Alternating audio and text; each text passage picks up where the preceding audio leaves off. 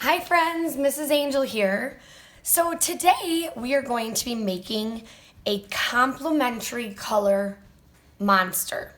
Now a complementary color is a color that is across from another one on the color wheel. And I will show you that in a little bit.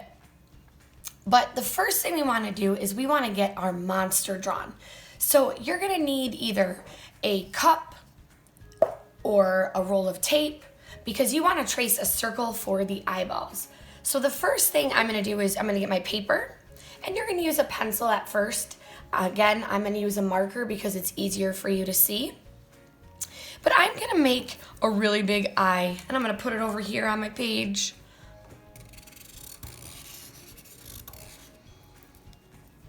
Then I'm going to make another really big eye over here. I'm going to give it some space too. I want to leave some room.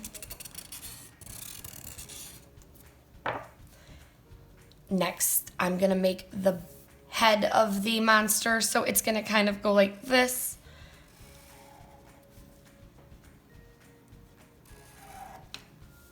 And I would like to have some circle eyes like right about here maybe.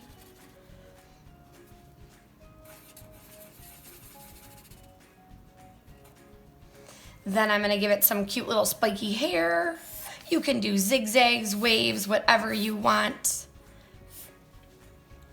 Then I'm going to give it a cute little mouth with some teeth.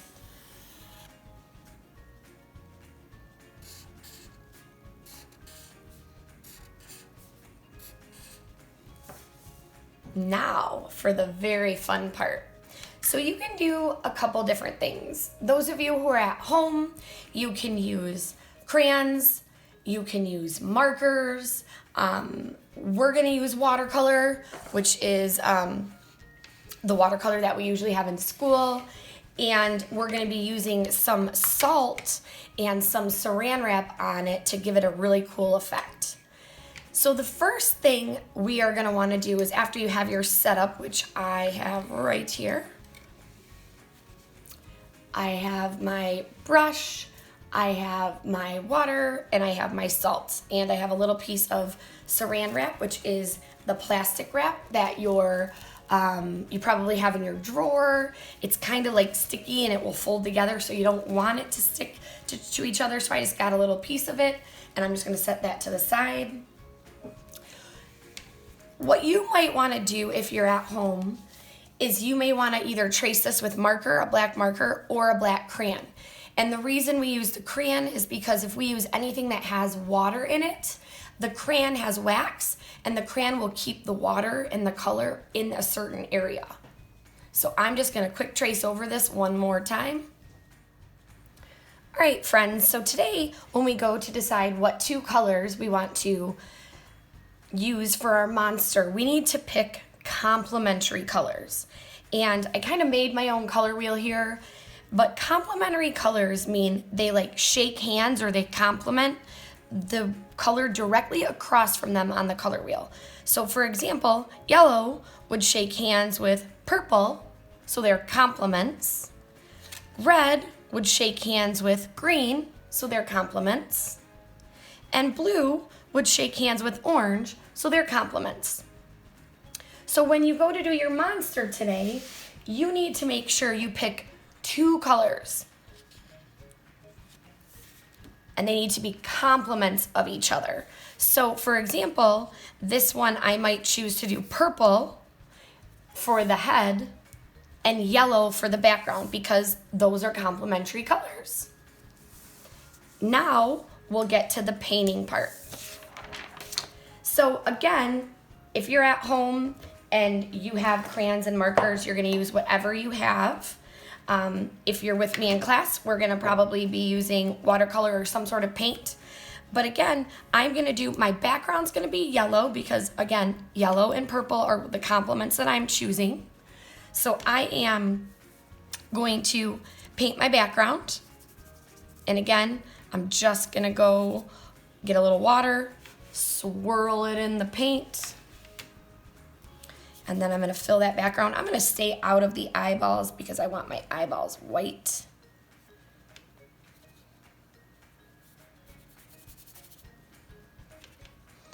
And then we're gonna do the body purple. So again, I'm gonna paint that, clean my brush out, and I'm gonna do the purple. Now with the purple, I'm gonna show you a watercolor technique where you use salt.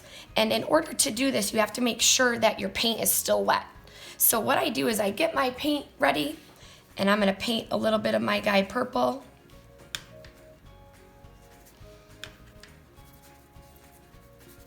And while it's wet like this, I'm gonna get a little bit of salt. I'm gonna put a little bit of salt in my hand, and I'm gonna do a little pinch, and I'm gonna leave that salt on there, because what happens is this salt is gonna push away the paint, and it's gonna leave a very cool visual texture.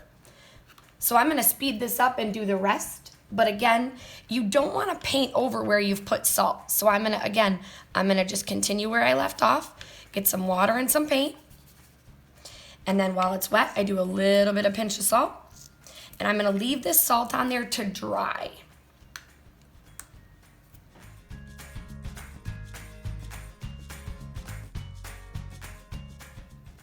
All right, friends, so on my other monster that I have, I am going to do blue and orange, because they like shake hands on the color wheel across from each other. So those are complementary colors.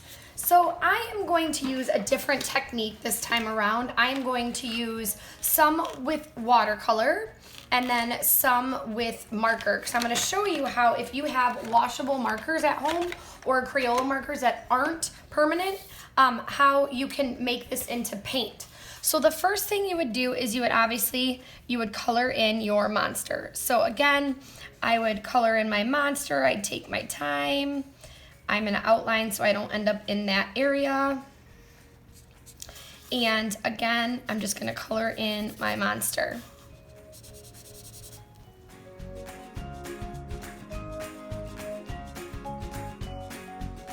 So as you can see, my marker was starting to kind of run out. But what I can do is, if the marker is water soluble, which means it's not permanent, I can take my brush or a Q-tip and I can dip it in water, and I can actually spread out that ink, and it makes it turn into like a paint. So again, I can use that and go around my monster and kind of spread some of that ink out. Again, I'm just getting it wet and kind of just spreading it around, but it turns into like a paint, which is kind of neat. But for the background, I'm going to use actual watercolor, because I want to show you how you can use Saran Wrap to give a visual effect on the background. So I'm going to use orange, because we talked about complementary colors. So the complement to blue is orange. And I am going to have my Saran Wrap ready to go over there. And I'm going to paint my background with my orange watercolor. And again, I'm gonna clean my brush out, make sure I don't have blue in it. Now I'm gonna paint. And you gotta kind of work fast, and you need a lot of water and a lot of paint. Because what's gonna happen is when I push the Saran Wrap down on it, it leaves little tiny like air bubbles, and we're gonna kind of crinkle it. But it is going to leave a really cool effect on the paper when it dries. So that's what's kind of fun with this. Also, instead of doing salt like I did before, if you have lemon juice gives you a really cool effect as well. I don't happen to have any at home right now, but it does give you effect. So it's wet right now. And I'm going to take my Saran Wrap and I lightly lay it down and I kind of scrunch it so it looks like this. As you can see, there's like some areas. I want that to look like that. So I don't know if I can zoom in on that, but you want it scrunched up like that. And then when it dries, I will take it off and you will have this really cool effect. So here is my monster.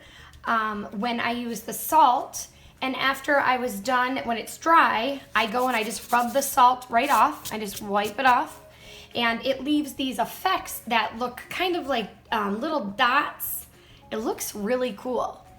And again, it just gives you a visual texture. It kind of looks like it would be bumpy. And again, that's just by adding salt to watercolor paint when it's wet. So now that the painting is dry, when I take off the saran wrap, it leaves the very cool effect of where the saran wrap was touching the paper. It's lighter, and it almost looks like it was crinkly, which is kind of neat. And then again, this is the marker with the water over top of it. So again, it kind of turns into a paint. But at the end, you have two